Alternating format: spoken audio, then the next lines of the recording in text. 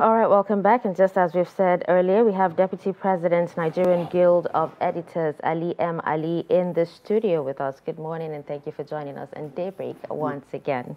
Yeah, good morning, Husseina. It's good a pleasure morning, to have you. And good morning, viewers. It's good to be here again.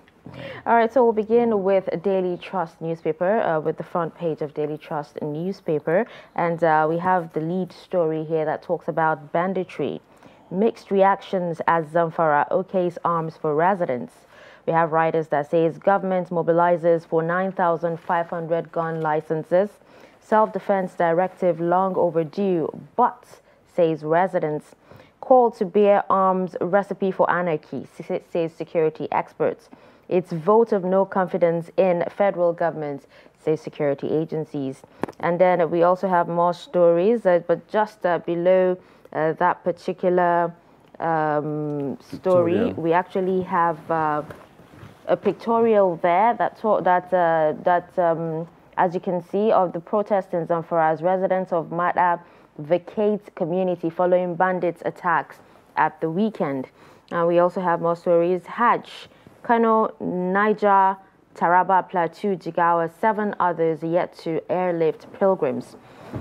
Federal government presents oil field licenses to 57 investors tomorrow on page 45. We also have Supreme Court vacancies. CJN shuns lawyers, shortlists 29 justices.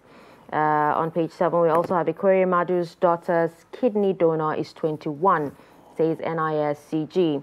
If you go to the top of the page, you find more stories. 2023 presidency. I'm still searching for running mate, says Tinubu, and that's on page 7. 410.6 billion naira spent on importation of raw sugar in 12 months, says it's on details on page 26. And finally, 200,000 displaced people in Northeast yet to be repatriated, says Zulum. Now, we'll take a few of these stories, but let's start with the lead story, which, a lot of people I know are very, very interested in, hearing your take on. Talking about mixed reactions, even as Zamfara State okays, self-defense and okays, residents to carry arms. Well, I think one of the writers there, they say it's an invitation to anarchy. I share that same sentiment. But you see, like they say, for you to drop the gun, you have to pick up the gun. That's the only way to go. The only thing power respect is higher power or bigger power or a bigger gun. That's the only thing that another gun respects, a bigger gun. But you see, like some of the experts say, it's an invitation to anarchy. But you see, if you look at it, also, it's not the first time any high-ranking government official would go for broke, literally. In the past, the Minister of Defense said this in, well, not so dramatic manner. Governor of Katsina State also sued for that kind of desperate measure.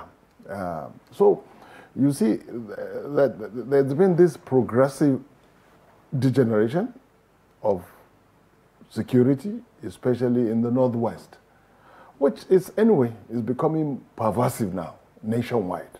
Everywhere you see the Nigerian state being assailed by this raging, lingering insecurity. In the past, when if you like, the theater of war, because what we have now is a war situation.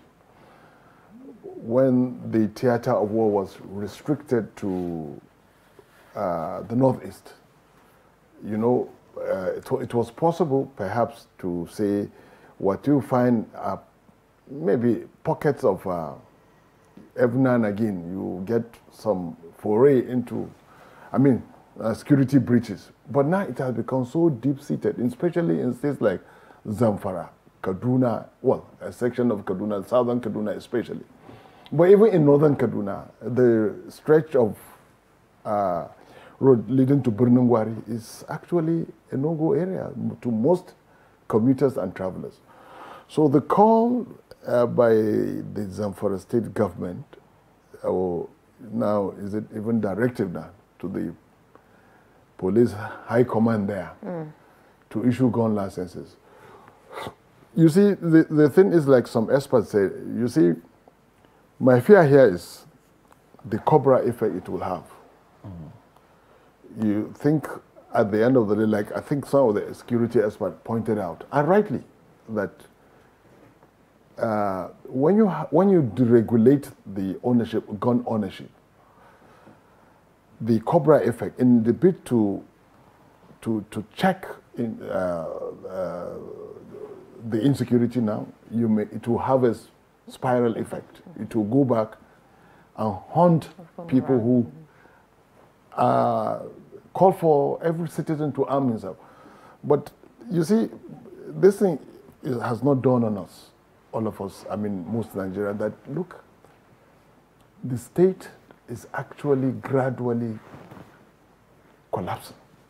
Unfortunately, regrettably, one of the early signs of imminent state collapse. The state, unfortunately, is already, some people who would be so pessimist and certain views from abroad say Nigeria is a failed state. Such views are being shared by the likes of this institution led by John Campbell, former America's ambassador to Center for Foreign Policy, something like that. Nigeria is actually a failed state. And if you look at what are the symptoms of a failed state before it eventually collapses, because failed state is the precursor of a collapsed state totally. Now, one of the signs of a failed state is when the state cannot protect the citizens. That state has failed. And if you look at Nigeria now as it is now, the government is trying its best given the circumstances. But you see, crime has gone really, really, if like kids would say, millennials or even Generation Z, crime is digital, the insecurity is digital, the attempt to check insecurity is analog. So first, some of the minuses why we can't check insecurity is the inadequacy of those who would police the state. The Nigerian police is grossly under-policed, underarmed. It's been outgunned and outmanned by elements that don't mean well for the state. So one of the signs, like I said, is when the state cannot protect the citizen. Secondly, the rise of warlords. We've not gotten to that stage. But you see, in the Northwest especially, you find different bandit group. You could say they're actually warlords in their own right. In the Southeast, when you have what we have there also, is you have pockets of insurgent element, bandits, like some of them that is being dislodged now in Anambra State. And the public declaration of Anambra State governor that what is going on in the Southeast, especially Anambra, is actually not fight for self-determination, but a profit-driven criminal activity. Now, even within that, in that angle, that axis of the Nigerian state, you find that there are also bandits, some bandit elements, and then you find skirmishes between rival groups. In fact, such rivalry led to the death of one of the bandit kings, if you like, insurgent element. They call him Lionheart or something like that.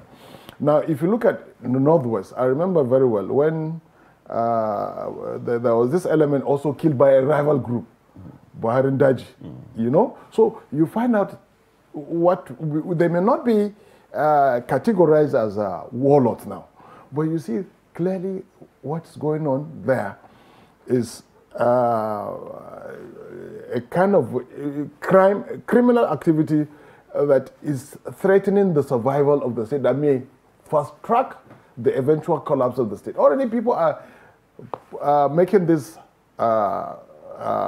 projection or prediction that given the plethora of crises bedeviling the Nigerian state, that it will be a matter of time before it ultimately caves in. We pray that doesn't happen. But if you look at, first, like I was making, the Nigerian state is outmanned, outgunned. And if you look at the numerical strength of all our security forces, all of them put together, including NCDC, that is Nigerian Civil Defense, NCD, collectively put together, we have less than 1 million. The Nigerian Army, the Nigerian Navy, Immigration, Customs, put them together for a nation of plus minus 200 people, 200 million people. Now, in some other countries, for example, now people make this reference. In a place like Saudi Arabia, for instance, a nation of about 40 million people, there are 1 million police personnel. This is just the police. You understand? And by United Nations recommendation, I think the ratio of is 1 to 400, right? Yes. Yes. So, you see, Nigeria, the Nigerian police is less than 400,000. In fact, the last time I checked, it was 377,000 police, strong police force. And now, out of that number, 15% is devoted to VIP. And then, well, banks, embassies, you name them. Politicians. Administrative 15%. Functions also. Precisely, administrative functions. So well, that's, you know, the issue of security is hydra-headed, and as you it's are... a monster. Yeah, exactly. It's a monster, hydra-headed monster. Exactly. So it's something that we can devote maybe the whole program discussing. Exactly. Let's just digress a bit into the economy. In the front page of Daily Trust, there is also a story saying 410 billion naira was spent in 12 months to import raw sugar, which is literally maybe sugar cane to process table sugar. How is things like this affecting the Nigerian economy, especially the issue of forest crisis and how dependent we are on importation, as well as, on the other hand, the issue of developing our inherent, our own God-given resources. Yeah. Well, it shows lack of planning. We've always said that. Nigeria is not just assailed by what we see, what we'd say, it's also assailed by food insecurity, energy insecurity. These are all manifestations of a state that is inching towards the precipice, you know? So, but you see, that is actually the Nigeria is a big hole on the Nigerian economy, especially at a time like this. We are literally hemorrhaging. Now, if you look at Nigeria, there are certain belts, they are naturally, the natural habitat of raw sugarcane. Now, what we're talking about. Nigeria should be in the class of Brazil as far as sugar is concerned. But because we are undermining, or we are not giving that much attention, we are merely mounting food security, and this has been going on plus, as far as I can, since when I was a kid. I remember the days of, in the 1970s, Operation Feed the Nation under Obasanjo.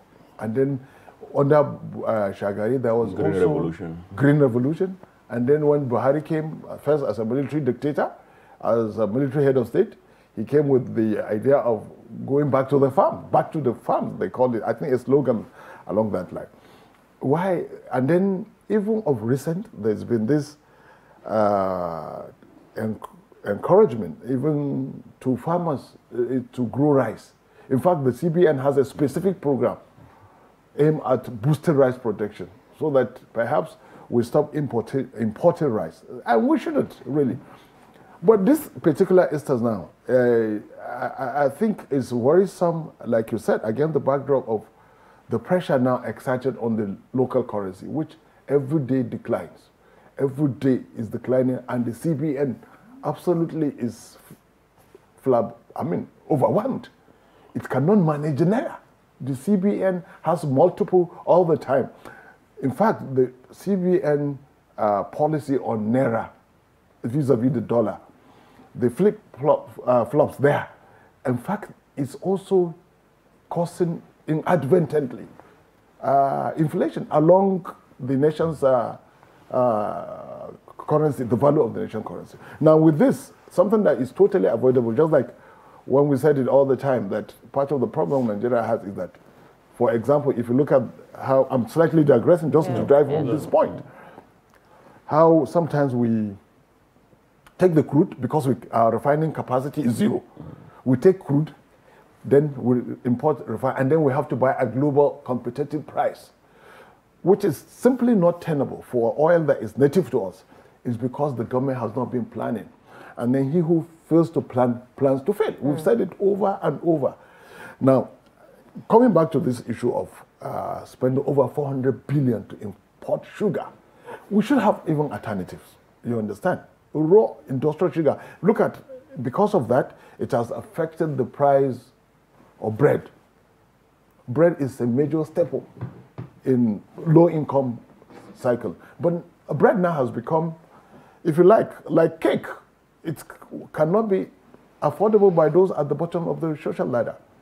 So, and if you take that away and then you look at other also, notwithstanding the ban or unban, you know, sometimes you get even confused. Even as a reporter, sometimes keeping surveillance on the news, keeping tab on the changes.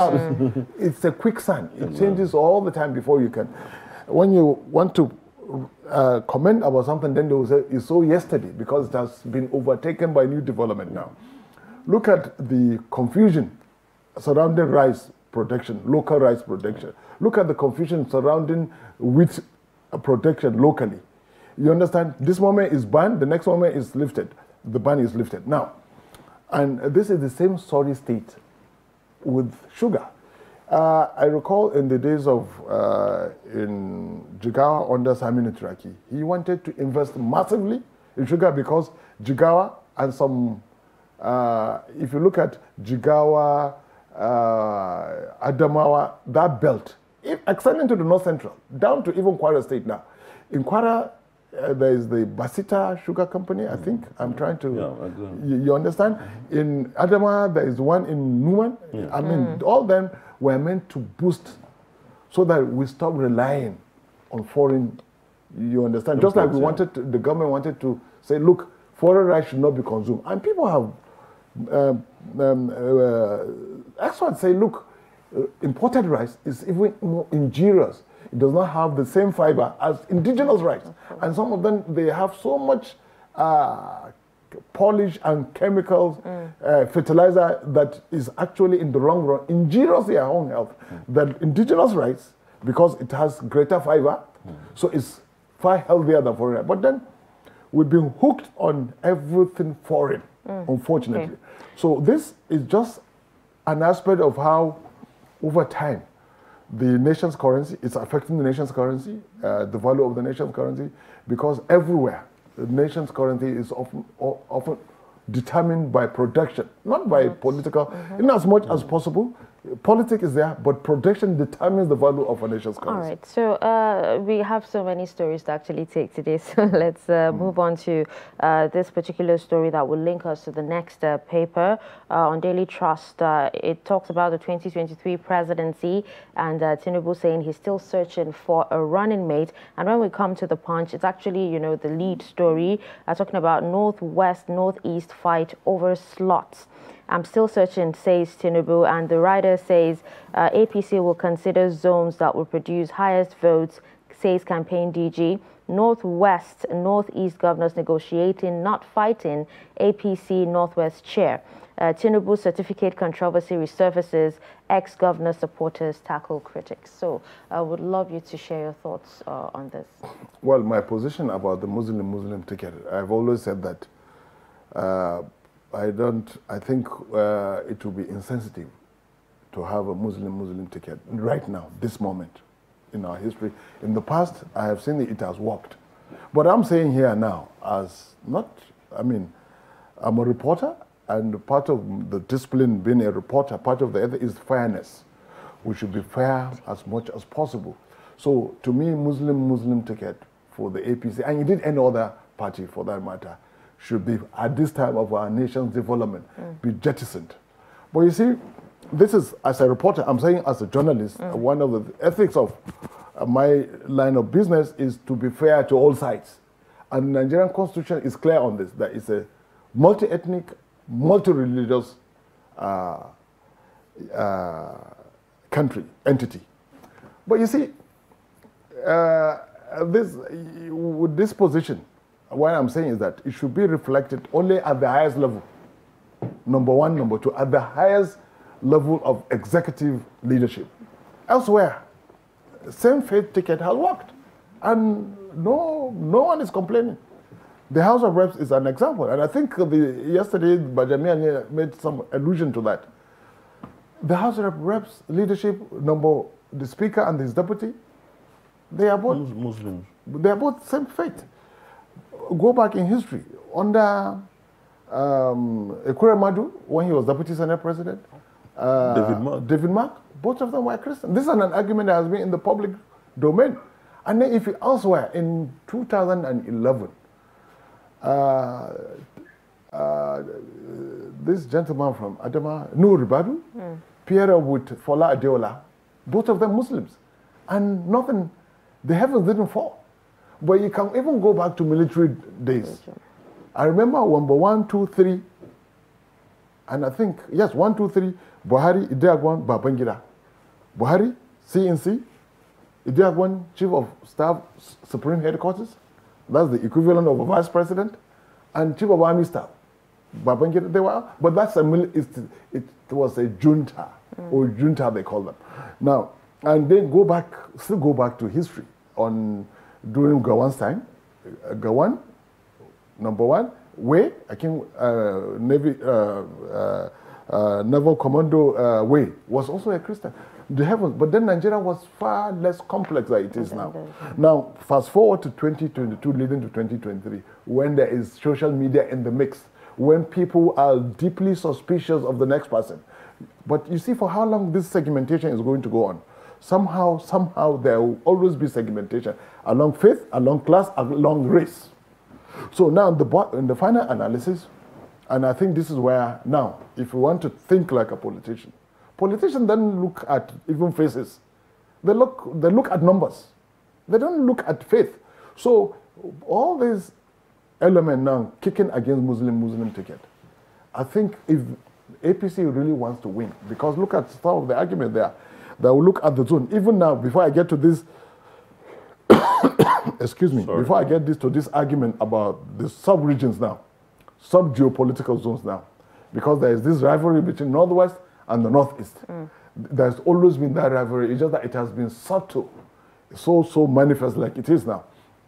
Now, politicians, when it comes to it, they don't look at faces, they don't look at faith. It's only ordinary people down there into the ground by so many ills that look at faith, they look at faces, they look at names. But politicians look at numbers, either in Abuja or in Aberdeen, either in New York or in Newi. You understand? They look at numbers. Who posts the most numbers? This is how Buhari became president. Against all odds, people look at those who invested in Buhari in 2014, leading to 2015, look at his numbers, which were very handsome.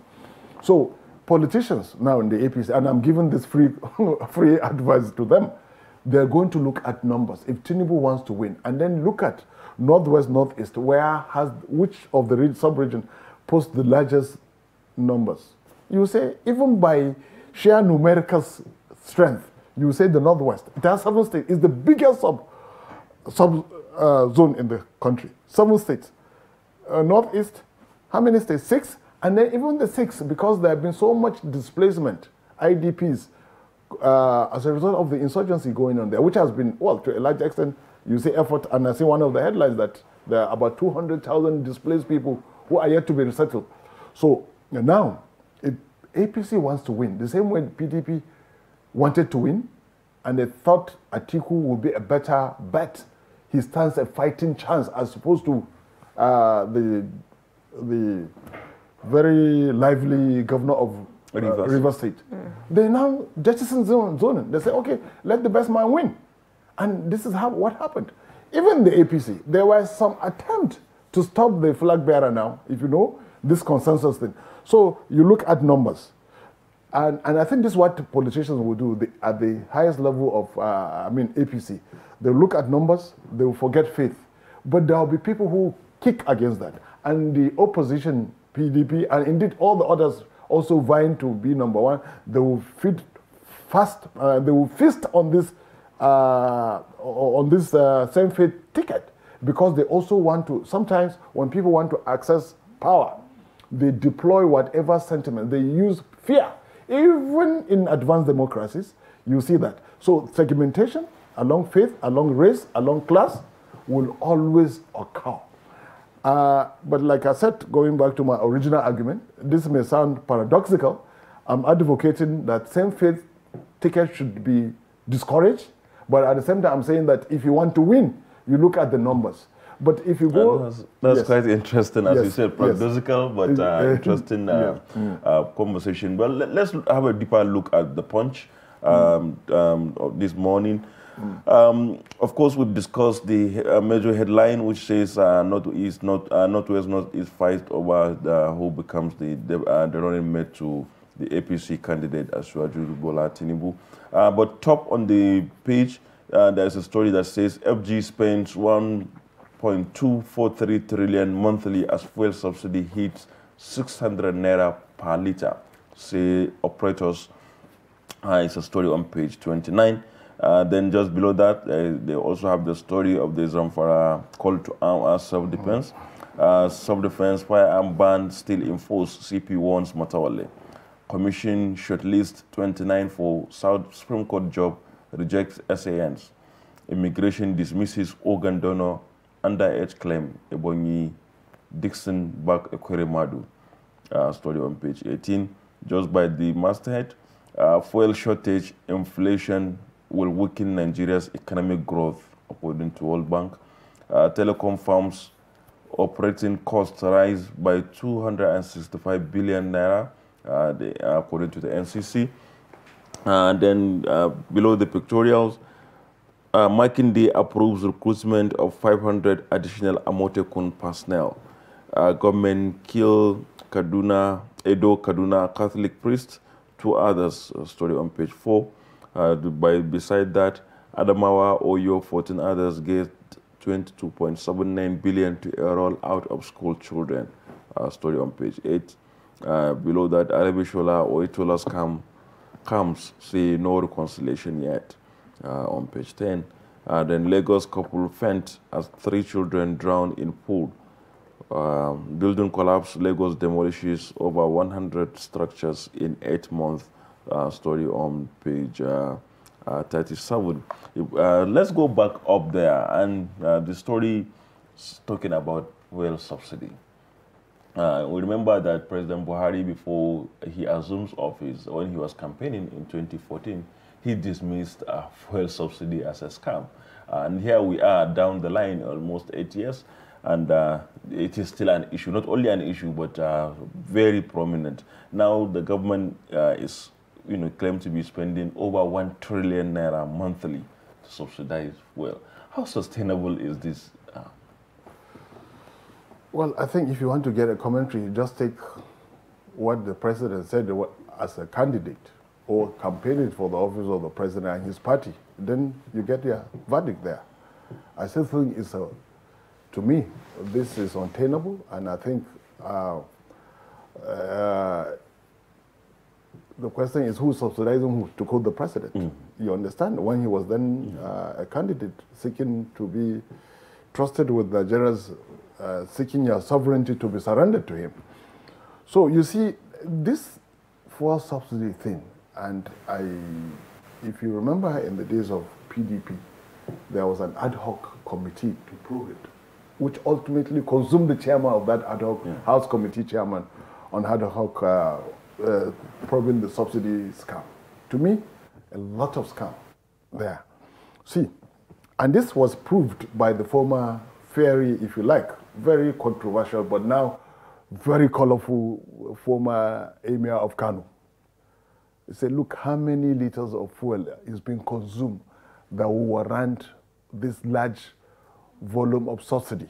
You understand? Now hitting 600, how many millions now? In a month? Trillion? Yeah, 1.2 trillion. Yes, in a month. That's what you're talking about. You're talking about $2 million or thereabout. No, more than $2 million. More than $2 million. That's, look, for a nation that is struggling to have some form of stability, for a nation that seeks to grow, and this is self-inflicted. We had thought by now, excuse me, by now, scarcity, at least at the home at local level would be a thing of the past, given the grandiose plans by the APC, given the lofty goals the APC set out to achieve way back in 2014 to 2015 when it spelled out its program. But 7 years down the road, you see no sign of that. In fact, it has aggravated what the APC met in 2015 and what is happening now. You see, and this is where I think the federal government has underperformed, especially when it comes to this issue of, look at the resume of the president. In this, you cannot in any way say the president is blameless. His resume in that industry, he was Minister of Petroleum Resources. They brandish that as certainty that, look, this thing will be a thing of the past. He supervised the construction of the Kaduna refinery as Minister of Petroleum Resources. And in one account, because of his cast iron reputation and proven integrity, at least Obasanjo said this much in one of his books, that there was no way, you understand, we Nigerians would not think, yes, the person who was going to salvage this very naughty, critical sector would be the present commander-in-chief. Until this moment, he's still the senior minister of petroleum resources. So it's an indictment on his person. It has raided his reputation as a fixer of moribund, if you like, institution, because we've seen him do that in a way as commander-in-chief under military rule. But 7 years, people will say, oh, the operating environment is different, that this is a democracy. But you see, even on that, it gives the executive arm a lot of latitude to operate, even backed by the Constitution. For example, look at this argument. Well, some people point at this, the exclusive legislative list as opposed to the concurrent list. That certain responsibilities can only be undertaken by the federal government, federal authority, including, for example, state police is on the exclusive legislative. Why is the president reluctant to exercise his full powers? Okay. More ways than one, you understand? All right, yes. So let's quickly move on to Blueprint newspaper. And we have a story at the top of the page that says, organ harvesting. Federal government counters London prosecutors on Nwamini's age. Confirms victim is 21 years, not 15 years old. Umahi urges UK government to look into the allegations. And then we still have more stories. APC, PDP have nothing to offer Nigerians, says Kwankwaso. On page 7, we have Ansaru bans political activities in Borno Gwari, recruits youths. And then we also have APC leaders hail Buhari on Umana's ministerial nomination. Funding main constraint in oil and gas sector, says Silva. Bakers threaten strike over soaring flour prices. Saraki to ship owners. FG will soon disburse 210 billion naira cabotage funds. Sarab sues Buhari over failure to probe 11 trillion naira electricity funds.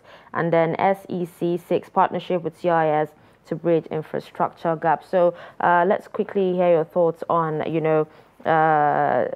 the organ harvesting and the former deputy Senate president, Yeah. What everything The going saga, on. yeah. The saga, it has Yes, the engaged, I incident. mean, it has, well, you know how it is with social media and Twitter space. It has been an engaging, raging matter, at least for the time it trended. But thankfully, it has affected all of us. All Nigerians are affected. It's beyond Ikoromadu now. It's not about Ikoromadu, but it's about the institution he represents and the Nigerian state. Now, thankfully, the authorities, because there has been this controversy surrounding the age of the man in question. Now, finally, the responsible agencies, the responsible authority, for example, that is the Nigerian immigration, they said, look, the man, the boy, or the young man is 21 years, actually. And I think I've seen somewhere that he'll be 22 by October. Yeah. So he's 21 years, so he's not a minor. That is a major misinformation on the part of at least the British authorities, or they are misled to think that the man was forced in a way to do that. You understand? He was forced, he was tricked into doing that. But it's coming to the fore now, at least by this submission by the Nigerian immigration and by extension the federal government. What remains now, and I've seen the letter Ikoromadu sent to the British High Commission seeking visa approval for the man in question. Now, I think what remains now, the misinformation, a lot of people have thought, concluded actually, that the Ikoromadus were actually in the business of trying to take advantage of indigent citizen. And then back to the south is also there is a local variation, I mean politics with that. The person in question coming from Ebonyi State. And if you know, if you are familiar with the politics of the south, is there are some well, I don't want to use the word, but there are some, it's also obvious, unless you are from that place, some differences between the people of Enugu and politically even historically. I may be challenged on that, but it's not something people will readily admit unless you are familiar with the terrain. And then it's just like in the southwest, even in the northwest, you find out on account of dialect, account of history, the people in Yoruba land, the differences between Ijebu, Igba, Ibadan. You understand? So also with the southeast. Now, again, the support given by Ebonyi State to Ikoromodu, I think it's a moral booster for him. At a time like this, when he has been, even when he's down, people are kicking him in the groin. Some people may disagree with the policy of Ikoromodu, but look at what he's been accused of, detained by the British authorities. You see, in Britain, there is a law, I think, that every British citizen is a potential organ donor when they die. Only when they die. You can will it that when you die, your organs will be donated to other people who need that. And thankfully, with this declaration now, maybe we'll begin to see Ikoromadu in a different light, as opposed to what is painted of the man and his family. You understand? Yeah. And I think the British High Commission actually has a lot of explanation, as far as I'm concerned, to do. Why? Because from the letter Ikoromadu sent to the commission asking for a visa, and I saw the visa there is for medical reasons. There are different kinds of visas, tourist, medical, school, etc., etc. Now, from that visa, you know that they are in the know that he was so explicit in his request for a visa for the man. But then I think it went against the laws in Britain that you cannot bring in someone and harvest their organ. And what aggravated matters, I think, for the Ikoromadus is the fact that the man is said to be 15. And any responsible government, you know, and especially that of Britain, and at a time like this, because they said it's a modern day slavery, I think this is what the law says there. So I think this is, to me, like some of us have delayed judgment, is becoming clearer that somewhere, something is not just right about the whole saga. This is where I see it. And well, it's like I said, maybe the British High Commission should do something about it. Well, we wait to see as because the case has been adjourned till July. And well, of course, with all this revolution coming, it may change the course of events. Certainly. So thank you very much, Madam Ali M. Ali, Deputy President of the Nigerian Guild of Editors, for joining us this morning on the newspaper review. Well, we hope to have you another time.